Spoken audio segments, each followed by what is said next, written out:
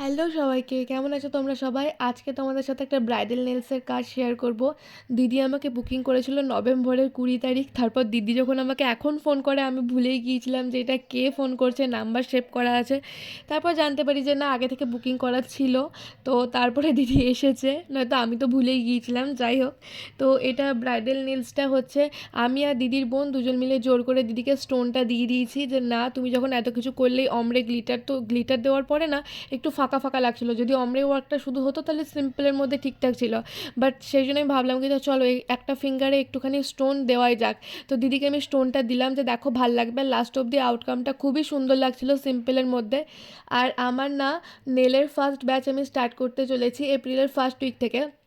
তোমরা কেউ ইন্টারেস্টেড থাকলে পারো অবশ্যই আমাকে মেসেজ করে নিতে পারো, সেখানে কথা হয়ে যাবে। আর এখানে দেখো আমাদের বাড়িতে আজকে বিরিয়ানি হয়েছিল, বাড়িতে ঘি কম ছিল, মা বলেছিল ঘিটা আনুক তোর বাবা তারপর করব। কিন্তু না, খেতে মন হয়েছে মানে তো ওই অল্প ঘিতেই খাবো আমরা। আর দেখতে একটু মানে ঘি কম লাগলে পরও খেতে কিন্তু অসাধারণ হয়েছিল যেহেতু মায়ের হাতের। তো দেখাবে অন্য একটা ভিডিওতে। সকলে ভালো থেকো, সুস্থ থেকো।